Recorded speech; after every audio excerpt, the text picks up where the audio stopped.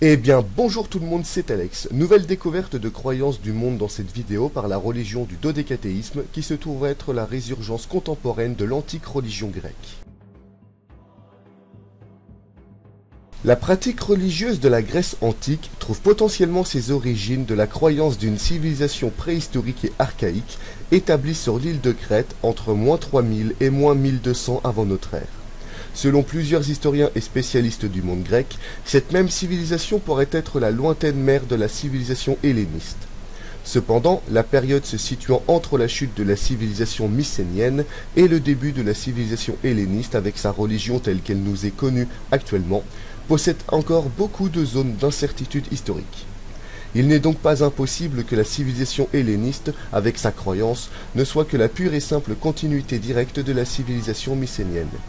Mais si ce n'est pas le cas, il existe forcément un lien important entre les deux, à tel point qu'il nous est impossible de faire la distinction entre divinité indigène et divinité importée dans le panthéon divin des dieux de la Grèce antique.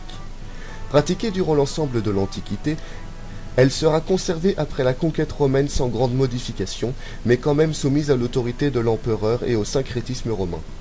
Soumise à l'autorité de Rome, cette religion sera donc la victime de la christianisation de l'Empire romain et sera donc interdite d'existence et de pratique par l'empereur Théodose en 393. La tentative de survivance de cette croyance débute dès le VIe siècle avec la chute de l'école d'Athènes et l'exil des philosophes grecs vers Mystra et Harran. La première survivance helléniste se fera donc au sein même du christianisme remplaçant le dodécathéisme. Mais d'autres philosophes, ceux qui sont partis pour Harran en actuelle Turquie, vont inspirer les courants naissants du soufisme et du chiisme. Mais la vraie résurgence du paganisme helléniste sera stimulée par l'exil des intellectuels byzantins vers l'Italie, comme Georges Gémiste Platéon et Jean Basilius Basarion, avec la chute de l'Empire byzantin face à la horde des Ottomans. En Italie, à Florence, l'école des néoplatoniciens reforge le culte des dieux grecs jusqu'à ce que la très puissante répression pontificale la disperse. Puis c'est la Révolution française qui donnera un second souffle à l'hellénisme.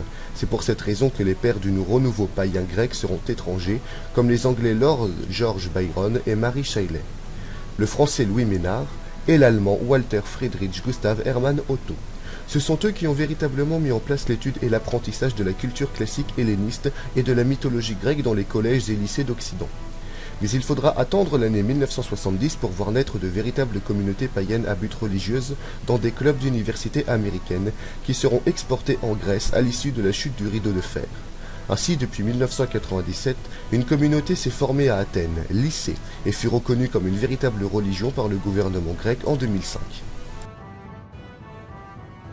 Bien évidemment, les fidèles du dodécathéisme pratiquent le culte des 12 Olympiens, ainsi que celui des dieux mineurs comme Hécate, Hestia et Perséphone par exemple. Mais contrairement à une vision métaphorique des mythes de L'Asatrou dans le dodécathéisme, il est conseillé d'avoir une vision historique de certains d'entre eux. Ainsi, pour certains fidèles, des héros comme Héraclès et Achille ont eu une existence historique. La divination est également un pilier de leur croyance. Ainsi, à la place des runes germano-nordiques ou des symboles celtiques, les gentils utilisent les cartes comme le tarot pour leurs pratiques divinatoires. Il y a aussi une croyance dans l'existence historique des mythes et légendes comme des faits réels pratiqués dans le dodécathéisme contemporain, bien que cette religion invite ses fidèles à ne pas diviser religion et raison, car les philosophies et la recherche scientifique fut longtemps protégée par les prêtres dans les temples grecs. Cependant, une école met en place un courant qui installe une vision des créatures et des mythes plus métaphorique, mais la croyance en l'existence des titans comme ennemis des dieux est conservée. La vision religieuse de la pratique actuelle du dodécathéisme n'est pas encore complètement mise en place dans la globalité des groupes des fidèles. Ainsi, nous pouvons voir apparaître plusieurs désaccords entre les fidèles dans la manière de rendre le culte. Exemple, beaucoup dans le dodécathéisme rejettent l'idée d'un dieu patron, car ils pensent que ce n'est qu'une stupidité issue de la Wicca. Il y a aussi parmi les divisions le lieu de culte. Alors que certains mettent en avant des cultes plus domestiques et solitaires, d'autres revendiquent la restitution des anciens lieux de culte, comme les ruines des temples, afin d'y pratiquer des rites publics. La dernière grande division qui règne entre les fidèles est au sujet de la restauration des prophétesses de Delphes et des mystères d'Éleusis, que certains fidèles s'attachent à faire revivre. Beaucoup de gentils mettent en avant le manque de connaissances ainsi que de sources fiables et vérifiables pour rétablir ces cultes disparus. Aujourd'hui, la pratique du culte envers les dieux a beaucoup changé. Ainsi, les plus grands cultes sont rendus à Apollon, Dionysos, Athéna, Aphrodite, Artémis, Hermès et Déméter pour les Olympiens. Rares sont les cultes rendus à Poséidon, Arès et Héphaïstos. De son côté, Hadès semble être complètement délaissé de culte. Bien que Zeus et Héra font l'objet d'un culte, ils sont jugés par les fidèles comme des dieux trop lointains, étant extérieurs à la terre et aux hommes. Les Olympiens délaissés sont remplacés par des dieux plus mineurs comme Hécate, Hestia et Perséphone.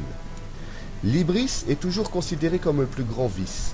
A l'inverse, le culte du beau et du parfait, l'agios, est primé. Le dodécathéisme installe donc une lutte entre le pur et l'impur.